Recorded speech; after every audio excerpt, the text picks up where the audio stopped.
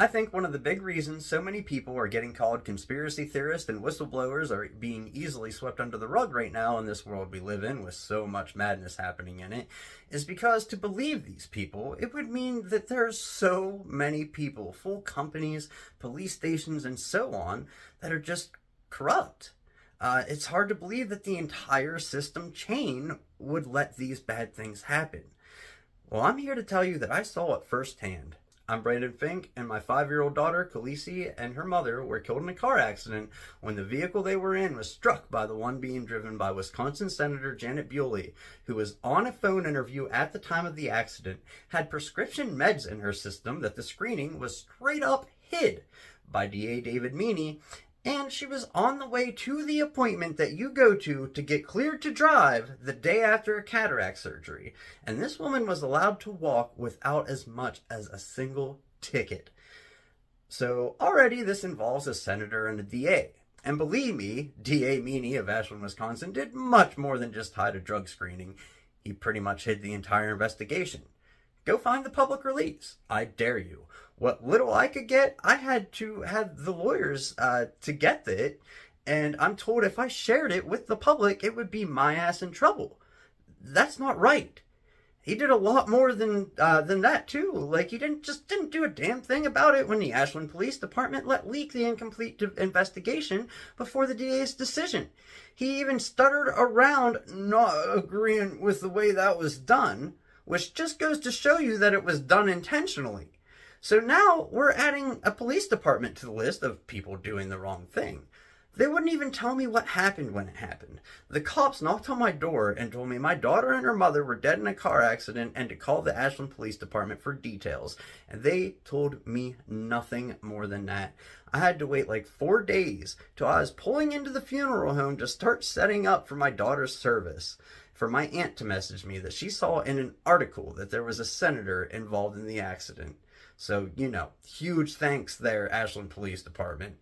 Bewley's lawyers had the gall to have my lawyer in Wisconsin, Eric Knobloch of Gruber Law Offices, pass along threats to me after I made a video to start speaking out of the things that were going on. And they threatened to bring trouble into my life if I continued telling my side of the story.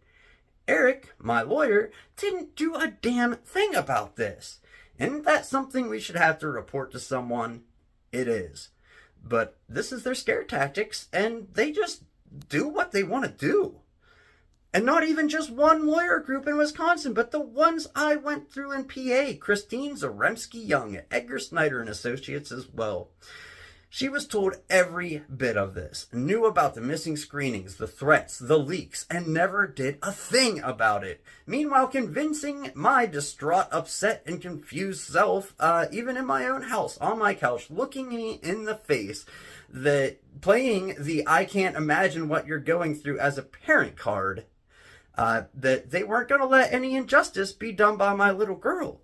And then they pulled out. They said that till the very last moment, and then they pulled out and refused to fight for me after the DA made it clear that he simply just wasn't going to release the evidence. So from the beginning, and the lawyers that we get to represent us, to the police department, the DAs, the senators, I'm sorry to say, people, but it's that corrupt. I don't know how much they really work together with this stuff or if they just go off each other's flows, but there certainly was zero checks and balances or anyone calling out anybody else on their obvious wrongs or anything like that.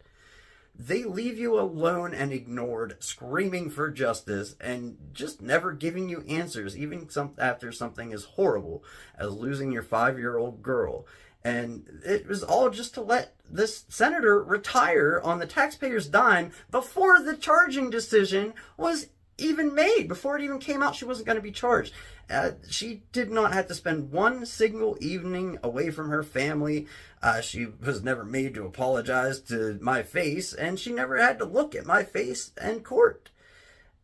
It's really that bad, people. And I know this is a mega hard pill to swallow. We don't want to believe that.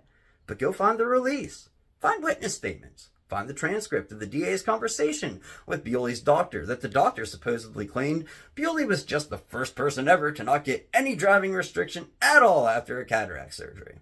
That was supposed to be produced after the DA said that he had the chat instead of, consulting the medical records that we just waited 6 months for so that he could make his decision.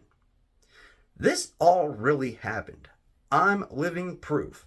And if these things don't change, then the next generation is going to suffer more pain than what ours is struggling through already right now. People tend not to care until they are affected.